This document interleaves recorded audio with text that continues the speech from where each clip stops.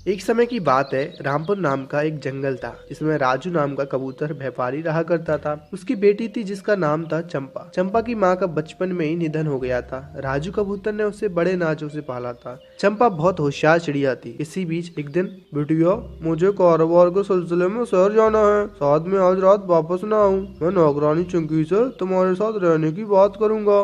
तुम दोनों सावधानी से रहना। मैं कल सुबह लौट आऊंगा। तुम अपना ध्यान रखना। ठीक है पापा, आप चिंता मत करो। आप इत्मीनान से अपना काम करना, हम अपना ध्यान रखेंगे। ठीक है बेटा। और दूसरी बात, सोने से पहले दरवाजा ठीक से बंद करना, बाहर चोर बहुत घूम रहे हैं। फिक्र मत करो पापा, मैं आपकी बेटी हूँ। आपने मुझे एक बेटी की तरह पाला है। मैं सावधान रहूंगी, चिंता मत करो, मैं अपना ध्यान रख सकती हूँ। ठीक है। इसी बीच नौकरानी चिंकी वहाँ आ गई। अरे चिंकी, मैं तुम्हारे ही इंतजार कर रहा था। मैं किसी काम से शहर जा रहा हूँ। मेरे वापस आने तक बेटी के साथ रहना। पर साहब, मैं तो ये कहने आई थी कि। क्या हुआ चिंकी, सब ठीक तो है ना? बताओ क्या हुआ। मैं ये कहने आई थी, मेरे पति की तबीयत कुछ ठीक नहीं है। मुझे काम पूरा करके उनके पास जाना होगा।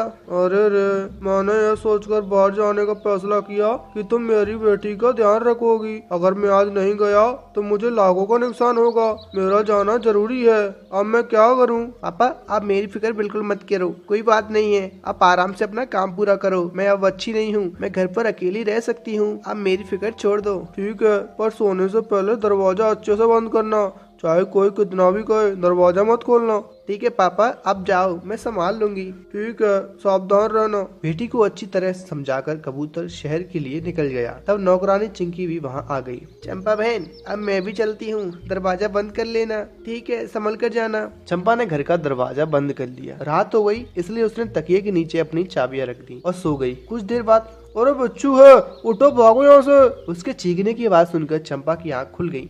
इतने अंधेरे में वो एक आदमी को देखकर दंग रह गई। उसे समझ नहीं आया वो वहाँ कैसे आया। वो अभी सोच ही रही थी। उठ जाओ, जल्दी से उठो। अरे कौन हो तुम? मेरे घर में कैसे घुस आई? मैं बाद में बताता हूँ मैं कौन हूँ। जल्दी करो, आपके तकिए के पीछे बिच्छू है, बड़ा सा।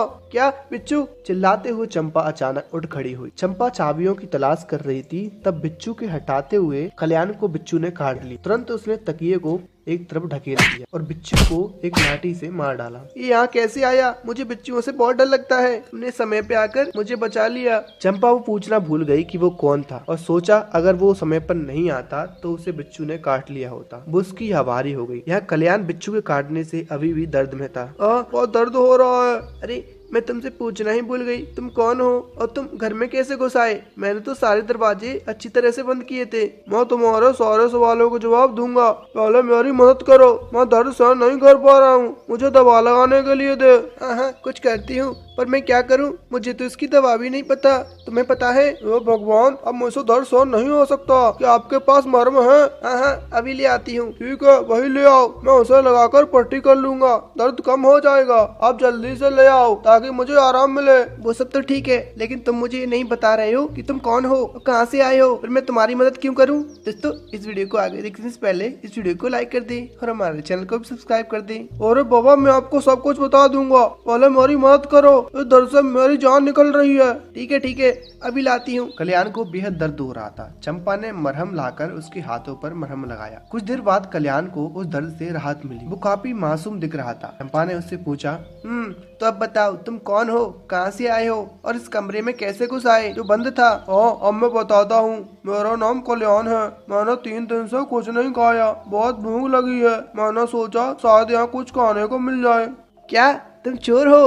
और बोल तो ऐसे रही हो जैसे इस घर के दामाद हो, ऊपर से इतनी आराम से बात कर रहे हो। अरे ऐसा मत कहो, मेरा नाम कल्याण है। मेरी दीदी ने मुझे बड़े प्यार से पाला है। मैं चोर नहीं हूँ, बस कभी कभी दादी के पास से थोड़े पैसे चुरा लेता था। कुछ दिन पहले अचानक उनकी मृत्यु हो गई थी, तो मैं इस शहर में कोई काम खोजने चला आया। किसी ने मुझे काम नहीं दिया, मेरे पास पैसे भी नहीं थे, इसलिए मैंने 3 दिन से कुछ नहीं खाया। मुझे बहुत तेज भूख लग रही थी, तो मैं आपके घर में आ गया। सोचा शायद कुछ खाने को मिल जाए। ओह, तो ये बात है, मतलब तुम चोर नहीं हो, तुम हमारे घर खाना खाने आए थे। पर मैंने तो हर दरवाजे पर ताला लगा दिया था, फिर तुम अंदर किस तरह से आ गए? मुझे बात अब भी समझ नहीं आ रही। ओह, अच्छा, पर खिड़कियाँ खुली थी, मैंने लोहे का फ्रेम हटा दिया और खिड़की से कूदकर अंदर आ गया, लेकिन रसोई तो बंद थी।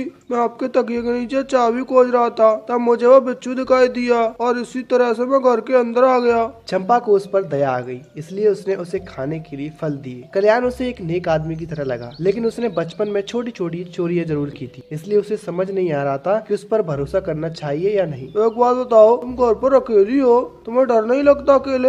अरे नहीं, मैं अपने पापा के साथ रहती हूँ। पापा किसी काम से शहर गए हुए हैं, सुबह वापस आएंगे। तुम्हें बताओ, तुम जवान हो, स्वस्थ हो, तो कोई काम क्यों नहीं कर लेते? तुम्हें तो कहीं भी काम मिल जाएगा। मैं शहर में नया हूँ, मुझे कौन काम देगा? तुम्हारे घर आया तो पकड़ा गया, अब मैं किसके पास काम के लिए जाऊँ? ओह, ऐसी बात है। मेरे पापा सुबह लौट आएंगे, मैं उनसे कहूंगी तुम मेरे दोस्त के भाई हो, उनसे तुम्हें नौकरी पर रखने को कहूंगी। तुम्हें कोई आपत्ति तो नहीं है? तुम्हें काम भी मिल जाएगा और पैसे भी, और तुम आराम से अपना जीवन व्यतीत कर सकते हो। अरे वाह, यह तो बहुत अच्छी बात है, मैं पूरी लगन से काम करूंगा।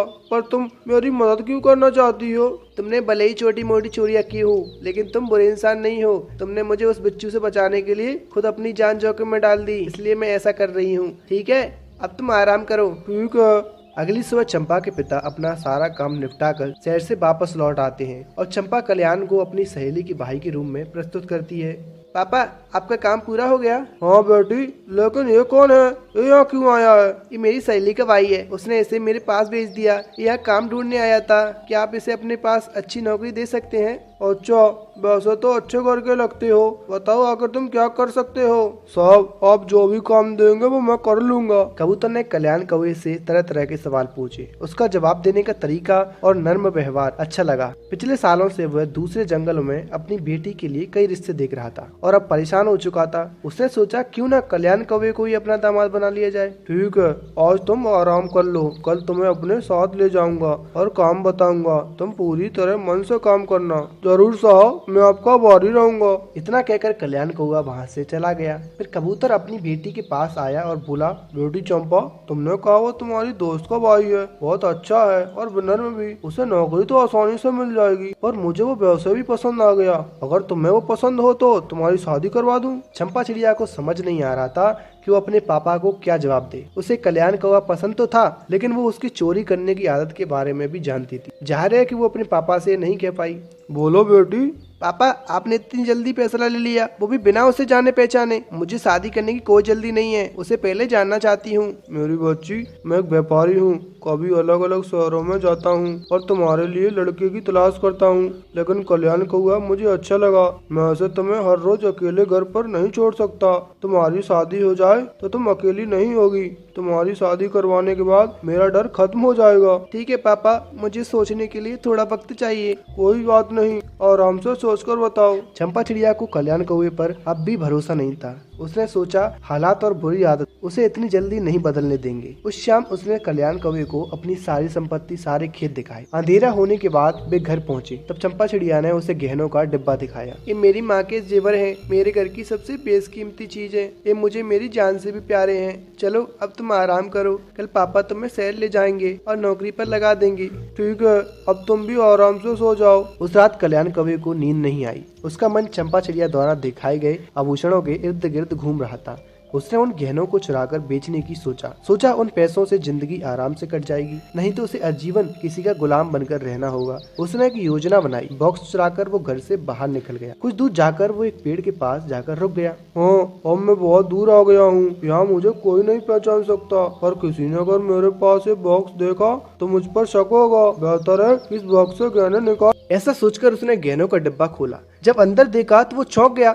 गहनों के बीच में था एक बिच्छू और उस बॉक्स में एक खत भी था। ओ भगवान, ये बिच्छू इसमें कैसे आया? अब मैं इसे कैसे भगाऊं? ओ भगवान, मैं क्या करूं? मुझे कुछ समझ नहीं आ रहा। उसने मन ही मन सोचा। बिच्छू के दोबारा काटने के डर से उसने उस बॉक्स को नीचे गिरा दिया। गहनों के साथ साथ बिच्छू भी जमीन पर गिर पड़ा और वो गिरा हुआ बिच्छू बिल्कुल गतिहीन था। ये क्या? ये बिच्छू तो हिल ही नहीं रहा।